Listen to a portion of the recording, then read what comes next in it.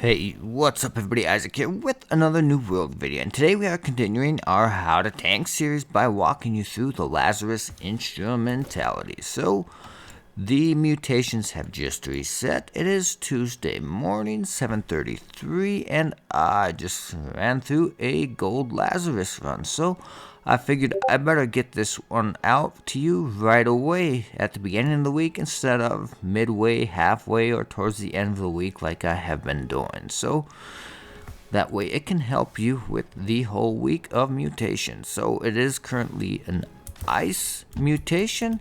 So first things first, we will run you through our gear and stats and all of that good stuff and our build, and we will have timestamps so you can skip to the run if you would like to, but then we will get right into the run.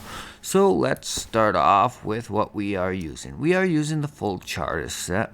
It's going to all have the same stuff: Refreshing Ward, Ancient Ward, and Invigorated. Ancient Ward, obviously very good. Invigorated, okay, not crazy good. Refreshing Ward is pretty nice. It's not crazy good. Strength, obviously, it's a great stat to have. So, it's a very good set. It's not crazy over the top good, but it's a good set. So we got full set of that. And I had a Nature Shield ward on. Ideally, I would have put on an Ice Shield ward, which I actually know I have, but for some reason I had a Nature Shield ward on, but it worked just fine anyways. And I did go pick up a Frozen Protection amulet. So I have been doing this lately. Something new I have been doing. You don't need it, but it will help you be just that much more tanky as a tank. So I do recommend as a tank, you do start trying to get a amulet that has protection versus every single type of mutation. It's going to help you out loads. So, and we got our ring has refreshing and leeching, the two main things, con and strength. And then our earring, nimble, stamina for stamina regen, increasement, refreshing toast, potions cool down faster, healthy toast. We can drink a mana potion and get 9.7% of our max health back. So I like this earring quite a bit. Our sword, same one we've been using, life stealing, trenchant recovery, refreshing ward. We got the taunt gem, of course, and it's got constitution on it. And we are going to be using we're using 3 different weapons total. This is going to be our hammer, and this is what we are going to be starting off with: Ancient Bane, Thwarting Strike, Sundering Shockwave. What I would consider a Abyss Hammer, whether you're DPS or tank, and you can pick this one up by going and farm a mob right here. So that is something you should get. If you do not have it yet, go farm it and get ready for the ancient Lazarus mutation that we got going on this week. So let's get into the other weapon that we are going to be using. And this other weapon, it is our hatchet. We have Refreshing Torrent. I covered this pretty significantly in my first How to Tank video. As far as the build on this hatchet, we're going to go over it real quick, but not in depth. You'll want to refer back to our first video. But of course, it's got Ancient Bane, it's got Refreshing Torrent to help the cooldowns come down faster. Chain Arcane, this actually doesn't help us because we're only using the hatchet on the 2 bosses. So the Chain Arcane, well, it does help us deal 15% to the one single target it hits, but we don't get any chain action working off of it. So that's our hatchet. Very good hatchet that we have been fortunate enough to get. So I've got some pretty strong gear. Haven't always had this good of gear. Sometimes I will use this shield. It's got Ancient Bane and Ancient Ward. So I'll probably throw this one on next time. We shall see. But anyways, continuing right along, we are going to show you our hammer build for here. And we want 2 things. We want CC, but we also want DPS output. So that is why we have this specific build. So we have Shockwave, of course, because it is our taunt, but it also is an incredible stun. Adds weaken and increased radius always. Of course, we're going to take this one to the bottom. And covering the right side, the extra points that we got: outnumbered, increased damage absorption by 10%, surrounded by 2 or more enemies. We're going to be continuously in that situation, so we'll continuously have that 10% increased damage absorption after hitting a target. This one's not crazy good, but I just didn't know what else to pick, so this is what I use, and it's not bad though. Hitting a target with an active debuff, gain haste, because as a tank we are sometimes running to and fro trying to grab aggro off different things, so not bad to get a quick little boost of haste. And then reduce Warhammer cooldown to 7% when using light attacks against targets with an active debuff, so obviously a pretty strong one to have. And deal 15% increased damage against targets affected by Warhammer debuffs. Obviously that's going to be very nice. We're going to be continuously putting debuffs with our Warhammer. And then heal for 35% of damage dealt when using a Crowd Crusher ability. Obviously we only have one ability on the Crowd Crusher this time. The other time we had two, this time we are only using one. But it's still going to be pretty significant because there's a lot of mobs around us when we use this, and we're constantly either using light attack or heavy attacks to try and get our cooldowns back. So we hit them with a shockwave, we get a little extra healing. And well, we'll go over this. Wrecking Ball, pretty standard one. Knocks down all the enemies, and the ability has grit, but for the most part we're at 300 strength, but not for the whole video, not for the whole walkthrough. So adds grit, knocks all the enemies down. On a successful hit you gain fortify, and we go all the way to the bottom because it increases the range of enemies that it's going to hit. But the other one we're going to take this time is we are going to take Armor Breaker. The main reason for that is because of the rend. Armor Breaker inflicts rend on the target, reducing damage absorption by 20% for 10 seconds. That is a very strong amount of rend. So we want to take Armor Breaker. We have two great knockdowns, but now we want to add rend because the knockdowns aren't the only reason we're taking the hammer. We are taking the hammer because we actually want to help do large amounts of DPS this time. We don't go all the way to the bottom. Increase Armor Breaker damage by 20%, 5% against targets at full health. So sure, it would help at times, but we're not always introducing with that. We're typically introducing with the shockwave or the knockdown. Because we're the tank, we want to get a taunt on them, or we want to knock them down. We want to crowd control them right off the bat. So not significant here. But the rest of the stuff we're going to try to take is we're trying to take extra damage stuff. Increase armor penetration by 10% for all Warhammer basic attacks. Obviously a very nice one to have. Heavy attacks that hit reduce cooldowns by 7%. Very important. We want to get our rend back as fast as we can. We want to get our shockwave taunt as fast as we can. That staggers everybody. And of course we want to get our wrecking ball back. That knocks everybody down as fast as we can. So very strong perk to have on archery.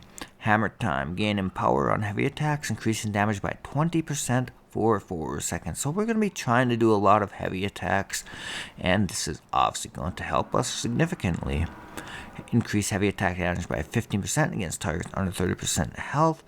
Significant damage bonus when enemies get low. It really helps us just burn them down as fast as we can. And then deal 35% extra damage for 1 second after taking damage. So this is kind of our hybrid build for Lazarus that we use. That's got good CC because we're the tank, so we need to try and CC them as much as we can, but we also want to do decent damage. So we're picking these perks along with the ability to add rend, which is going to help us do extra damage, but to also help our teammates do extra damage. So that's the build we're using for our hammer, for Lazarus specifically. And we'll quickly show you the hatchet tree. I'm not going to go over it significantly because it's in my other videos quite a bit. But we're using the Berserk, we're using the Death Defy, we're using everything here. We're using Raging Torrent because we have Refreshing Torrent on our hatchet, which allows us to, get our abilities back off of cooldown very fast. Our Taunt and our Rending Throw. We have Rending Throw, we have Aim Throw. Doesn't help us much in this specific run, but all of this stuff here, it's not super important because we're only using the hatchet on 2 bosses, and the whole rest of the run we're using our hammer. And that kind of covers that part of it. But one more thing I'm going to cover is my attributes. So we are currently at 300 strength, 200 constitution. That is what we are going to rock all the way up until we get to the first boss, the first main boss, Cilla. We're going to quickly respec, and we are going to put our con up as high as it will go. So that's what we end up rocking for Cilla, except we are going to put our hatchet on, and that is going to be our build for Cilla. Then as soon as we leave Cilla, we are going to throw our hammer back on, and I would like to respec, but it just end up running short on time. So for the 3 chamber rooms, it is okay to have higher con just to be sure that you survive, but I would be okay with going 300 strength, 200 con, just to do more damage. But time is a little bit of an issue, so I don't respec. I don't end up respecing until I get to the very last boss, Chardis. Can't remember his name, but just struggling with my words. But nonetheless, when we get to Chardis, I believe it is, we are going to put our hatchet on. We're going to leave our hammer on. That way we have 2 abilities that can add rend, and both of these are going to do significant damage. And then we are going to go and we are going to respec, and we're going to go full strength. No need for any more constitution, and we assign that 437 strength just because that's the most we can squeeze out of it. If I could squeeze more, heck, I'd squeeze more. But that way we are doing a significant amount of damage, even though we are a tank. In a perfect world, I would also have armor to switch out and then put on some light armor, but at the end of the day, how fast we burn down Chardis doesn't end up being a problem, so it really isn't needed, able to do enough damage in my heavy armor. So that covers all of the lead up and the preparation. One more thing, I do put an infused ancient ward potion in my bar just in case I need it. I don't believe I ended up using any of them on the run, but it's there just in case I feel the need. Sometimes I will try to use them and time them on Cilla if we start going to heavy stacks, if we start going to like 18 to 20 stacks. But they started flipping, they started dropping the orbs before we got that many stacks built up. So we didn't really end up using that strategy. So yeah, that covers that. We pop one of these powerful honing stones, we pop a powerful incense, carrot cake, and we put some infused ancient coatings, and that covers it. So let's jump into the run. And here we go. First things first, we are going to taunt the first group with our shockwave, and the next goal is to go and stack on the archer. Sometimes though we do get caught up in this first group, but the main thing is to make sure we get them taunted so they can't hurt anybody as we begin to make our way through. So we do eventually make our way to the archer we want to stack on the range. The melee will come to the range will not come to the melee. So we get there and we do our big old AoE taunt with our sword and shield. And then we just start helping to hack away. We're gonna start trying to do as much damage as you can. You see we're hitting some nice heavy hits. Even against the boss with the shield, we're hitting for like 72. Once he gets to low health and we got some of our buffs up, we're hitting some pretty nice hard hits for being the tank. So nothing wrong with being the tank and still doing significant amounts of damage. So pretty important in Lazarus, as the timing, it can be tricky if you don't have a group that is just ridiculously overpowered. So Lazarus has gotten a lot tougher than it used to be. But anyways, we stack up on here and it's kind of just basic, simple Simon. I pull out my hammer, I shockwave, I use my other knockdowns, and then I go into a heavy attack. Anytime I can, I get my armor breaker off of cooldown and I try to hit as many enemies as I can. Once again, new enemies spawn in. I try to catch them with my shockwave if I can, which I did. You can see I got them all under taunt. Besides that, it's just a nice AoE, and besides that, it's a nice stun, so when they're stunned, they cannot hurt anyone. As soon as somebody touches them again with any type of an attack, they become unstunned, but nonetheless, in the meantime, while they are stunned, they cannot hurt anybody. So we mow through that side and we come over here. And first things first, I taunt these two Reavers. They can be quite the pain in the rear end. So if we can get them taunted, it's going to be a good thing. And then we just start DPSing them down. It's going to be the same thing. You know, we try and catch the next wave with a shockwave. And looks like I might have did it a touch too early. Not too sure. But we just keep mowing along. Pretty basic stuff here. You just keep trying to shockwave the new wave that comes in. You pull out your knockdown. You're going to try and hit them with armor breaker as often as you can. And then we do have the ability that allows us to get a cooldown reduction with our heavy attack. So anytime we can hit a big huge group of mobs with our heavy attack, we try and do that. And it pulls our cooldowns back off just about immediately. So we mow through that section with just simple basic Simon. Simple Simon. Knock them down, CC them, and just DPS away. If we happen to get in trouble, that's when we're going to pull out our shield and block. But this area here, I just try to get a little bit of a tap on everybody. Then I go far enough down to AoE taunt the little guy down there just to make sure he gets included. We don't want him to feel left out in this AoE fest. So we call him up to us and we buzz everything down and move right along. So you definitely have to keep going, and one thing you want to keep in mind, in that room earlier with the doors opening and closing, you have to make sure that whoever's closing them doesn't close them too soon.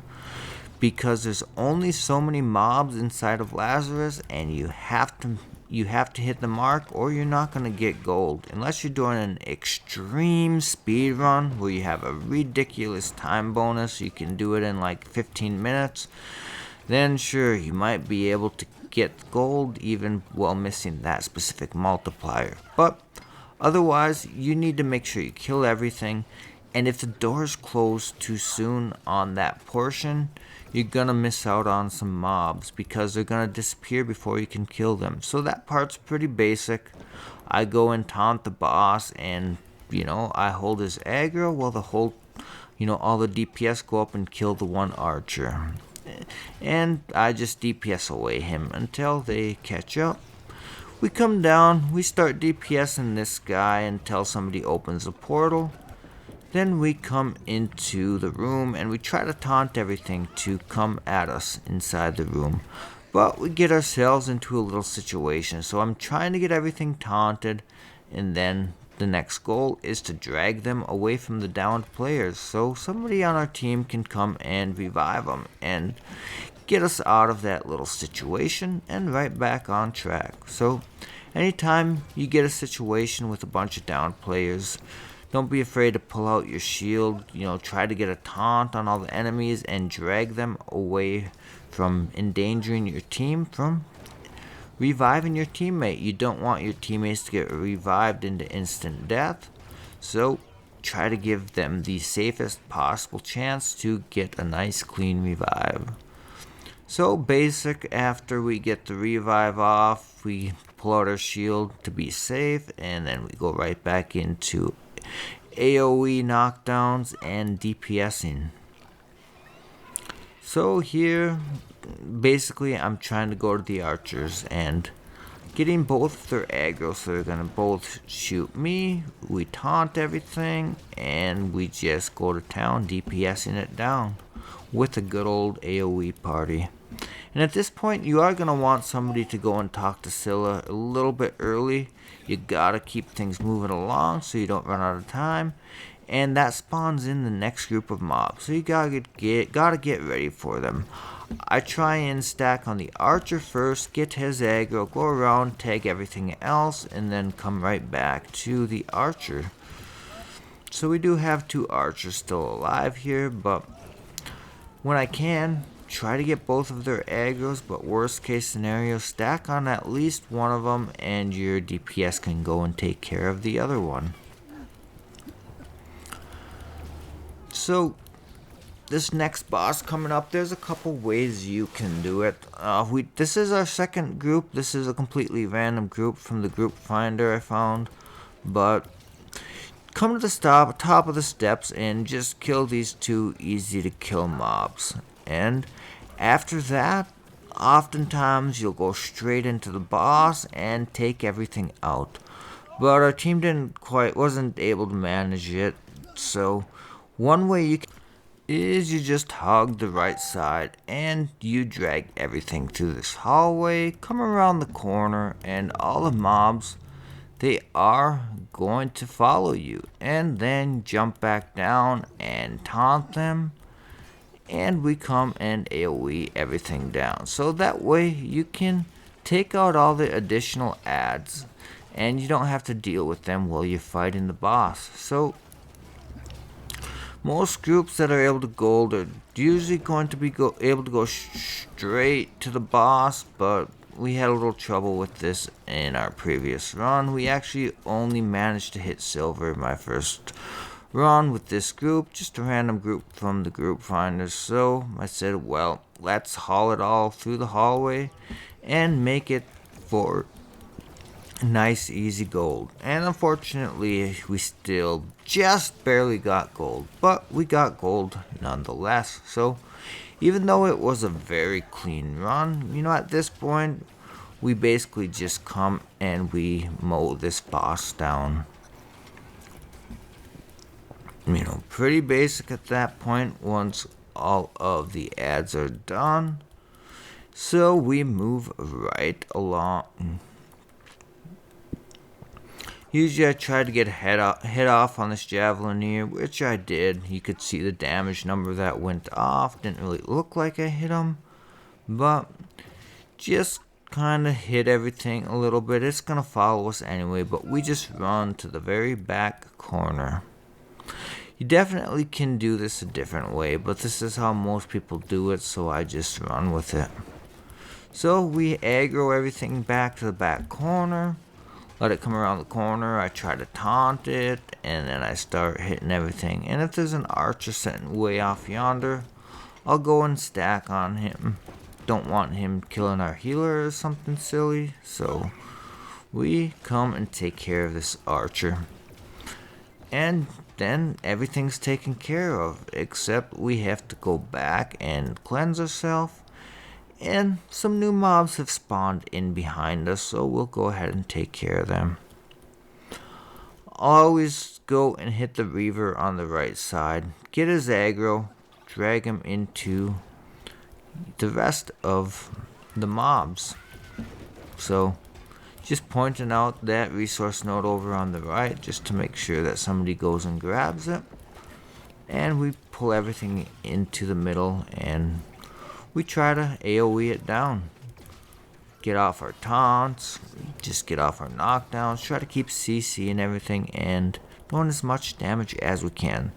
So we're done with roughly the first half of the dungeon. Not quite, but we're to the first boss. So we are going to start trying to switch out our hatchet for our hammer as soon as it lets us.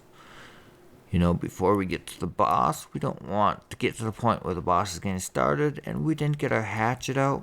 Worst case scenario, we could make it work, but I do prefer to have my hatchet. And then I get to the boss and make sure I'm in the instance and then I respec, just so we're not wasting time, holding up the teammates waiting outside. We can get inside the arena and respec, and we're just putting as much con as we're able to. We're not able to get to 300, but that is perfectly fine. just being in the high 200s, it's going to help us make us a little bit extra tanky just to deal with Cilla. And just in case the team decides to go up to like 20 stacks, we should have some potential survivability if we start popping potions. But they were popping the orbs a little bit early, so I didn't have to pop the potions. And we didn't quite get her down within before she does any animations. We did have to run from one of her areas at least one time, but nonetheless, still pretty good. Only to have to deal with her, running away from her big AoE mechanic one time. Not the end of the world. Would have been happy to let it go up to 18 to 20 stacks and start popping my ward potions to make it more feasible. But not the end of the world. Just goes to show you that you can still make it through the dungeon just fine by just going up to 13 to 15 stacks. Even if you aren't 18 stacking it, even if you aren't 20 stacking it, even if you aren't 25 stacking it, you can still take care of business just fine. And in reality, if you can go to 15 stack, if you got really heavy DPS, typically you can still clear her before she does her big AoE mechanic. So she starts hitting us a little bit harder, so I pull out my shield. And that one was definitely a little bit premature, only at about 12 stacks. But at the end of the day, that's probably why we didn't kill her before she started going through her mechanics. But we did have a down teammate, so not a terrible idea to play it safe. Get the boss away from our down players so somebody can revive them and get on with things. So, better to play it safe than take too many chances. So, we are taking our hatchet out and hatcheting away anytime she's kind of doing her like elemental electric attack, whatever it is. That's just not something you have to worry about, especially as a tank. So you just pull out your hatchet and you hatchet away. Or whatever your highest DPS option is, that's what you're going to want to use. But I personally go for the hatchet. So, mostly using my short sword and shield here. One, so I can hit her with the shield rush and add weaken. She hits me pretty hard, gets me very low, so I pull out my hatchet just to be sure that she's not going to finish me off. That way, if she hits me again when I have my hatchet out, I got that F5 ready to go. So, once again, she's doing her like little electric thing. She's not hitting us with any heavy melee attacks. So, we're just gonna hatchet away. Alright, I guess she did 2 of her big AoE attacks. I thought maybe it was only 1, but it was at least 2 of them. So at this point, she's still hitting us with her spear. So we got her shield out to block it, but she gets us low again. So we gotta pull out our hatchet for the life save, just to be safe. And at this point, we're just trying to survive long enough to take her out. Survive long enough so our DPS can finish her without us getting knocked and, getting into a hairy situation. We get it done, we get it taken care of, and on to the next part. And at this part, I'm going to throw my hammer on.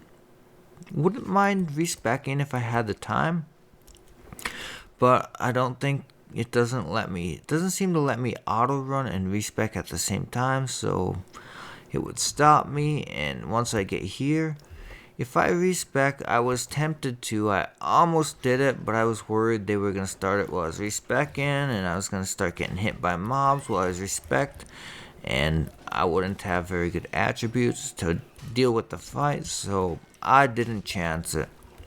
Just left it the way it was. Nothing wrong with it though. It's still plenty fine, plenty acceptable, still able to do plenty enough damage.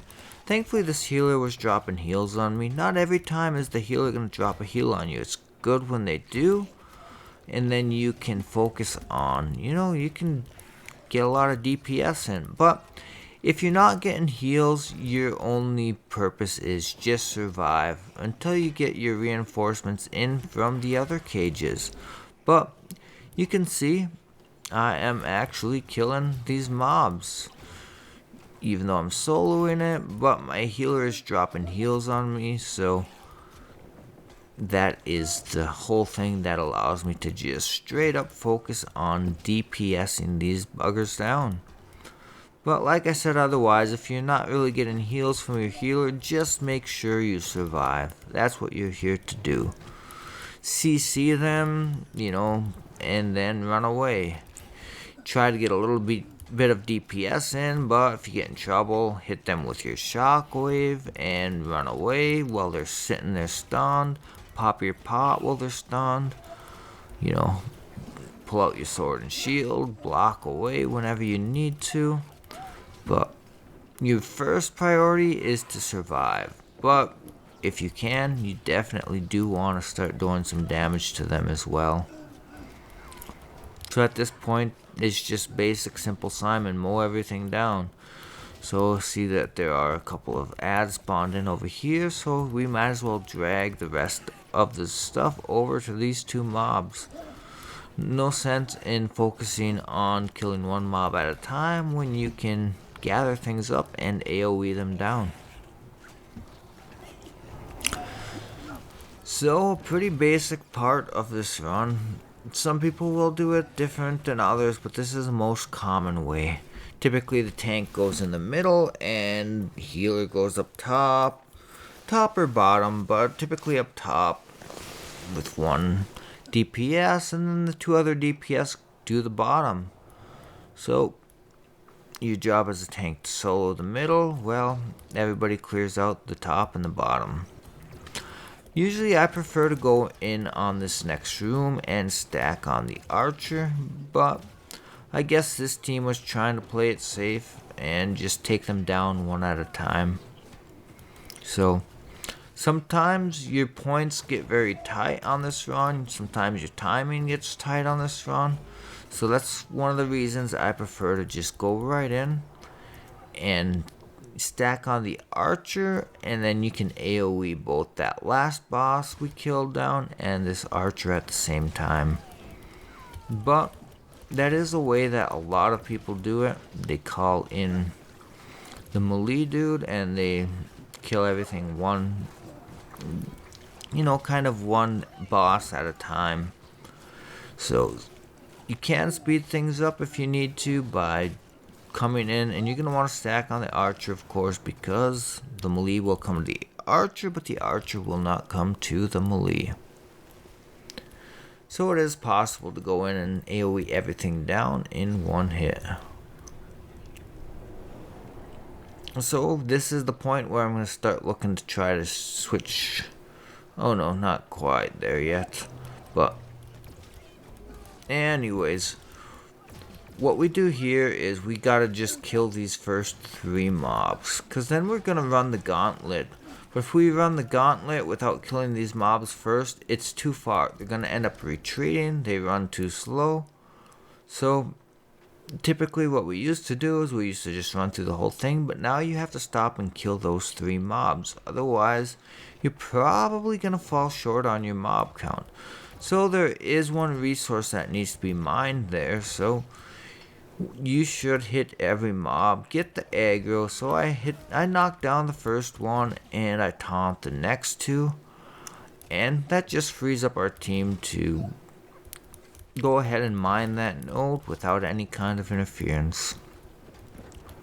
So what you want to do, come around this corner, climb up the steps and stack on this archer, and then AoE everything down.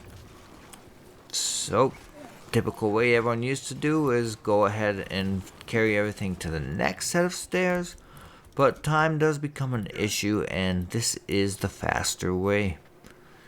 Rather than dragging everything an extra super far distance, well, stop short, gather everything up on the mobs, and AoE them right on down. So once again, I try to get a tag on everything. You know, since I'm the tank, I want everything to pile on me as much as possible. Get in the middle of these two and taunt them. So try to get them to both attack me instead of the DPS or healer, but two, to try and get them to stack up on each other so we can AoE everything down. So it's gonna be another pretty basic part. We're gonna try and go ahead and get tags on almost everything here. We go and taunt the first guy, we hit this guy. We try to get the aggro as much as we can on everything here, and we stack it all up and AoE it down. Gonna be the name of the game of this portion. A little bit of mobs spread out, but when we can, we try and drag them together with each other. Sometimes these Javelineers can be a little bit tough to get grouped up. We managed to get them grouped up and AoE them down though. You know, sometimes they like to run away and throw their javelins at you, but we're fortunate enough to group them up and AoE them right on down. So once again, come get a tag on the melee guy so he chases me, and then come to the two archers, and just like that we get everything grouped up and nice AoE fest. Take everything down nice and quick. AoE parties, AoE CCs, AoE heals, AoE damage, and we are all set, all done with this room, ready to move on to the next part. So we're ready to move to the next boss, kind of a mini boss before the main event that finishes off the dungeon. So I'm trying to switch out my hatchet as soon as it will let me, since I no longer need my sword and shield. So the hatchet's gonna help me do more damage than my sword is gonna do, so I try and get it switched before I start fighting this little mini boss guy here. So pretty basic, just try and get him down, AoE him down as fast as you can, and move along to Chardis. So we get things taken care of, and we move right along. And at this part, we're just going to get in position. We already have the two weapons on that we need. We need our hatchet, we need our hammer, because those are going to be our two big DPS weapons. And we are going to come and stack on this far orb, and we are going to respec. Let somebody else start the instance. We're going to go all the way to 437 strength. That's the most we can squeeze out of it. And straight strength, that's what we need. Check our DMs while we're waiting for this boss fight to start. It takes a little while to get going. Trying to check our stats, seeing where we're at, how close we are, if we're gonna hit gold or not. But so first thing we want to do, we want to hit this thing with Rend, and we just DPS it down nice and quick. You know, now that I got my strength stacked way up, I'm doing even better damage than I was before. So with this boss, we're basically going to be switching back and forth between our hatchet and our hammer, using our hatchet ability to throw our rending throw, adding rend to the boss with a rending throw. Then we'll hit berserk, use our raging torrent till we can use our rending throw again. And then we switch back to the hammer. We use our armor breaker to add some rend. We go right back to attacking. And then once this guy is down, you do crazy amounts of damage to him. So what we want to do here is we really want to try and get some rend going on him. So first off, I start off by hitting him with our armor breaker and then attacking him. Then we switch to our hatchet and we use our rending throw. And we're just constantly trying to just DPS as much as we can. And basically we're trying to do heavy attacks with the hammer, using armor breaker when it comes off of cooldown. Then when we do use our hatchet, we're trying to use our rend and throw. We're trying to make sure we got our berserk up and going whenever we're going to use our hatchet. And we got our refreshing torrent to help bring our rend and throw back off cooldown really fast. And the refreshing torrent actually, the refreshing torrent perk actually helps us bring our raging torrent back up a lot faster too. So real basic part of the fight. Most of this dungeon is pretty basic, but they have made everything tight enough that you gotta be pretty perfect. You gotta get all those resource nodes. You gotta make sure that you kill every single ad. That first room of windows, you gotta make sure that you kill everything. You can't let anything escape. So you gotta make sure that you don't close the window too soon before your team is able to kill off all the ads before they disappear into thin air. You make that mistake and you've kind of thrown your gold run right out the window, right off the bat. So, real basic run, except you do have to be pretty dang good. You gotta get everything right, or you're definitely not gonna get gold. And we get to this last boss. It's just DPS away. Nothing more than that. So, this boss is a little bit boring because it's one of the least mechanically involved bosses in the game. So, definitely a boss that I think should have something a little bit different added to it, but hey, I guess it does the job. So, time to check out our scorecard. See, did we make it? Did we fail? Well, we already know we got gold because we got the gold mutator already. But we only cleared it by 53. We had 2 respawns, which costed us a decent amount, 1,000 points times 5. So that cost us about 5,000 points total.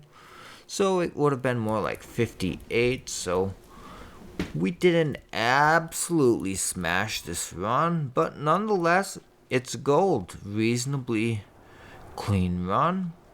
Other than a healer got knocked a few times and had to respawn, but other than that, a nice clean run. Maybe our healer wasn't full ward, or didn't have full gems or something, but regardless, we managed to squeak out the gold. So I hope you enjoyed it. I hope you might have learned something, pick something up.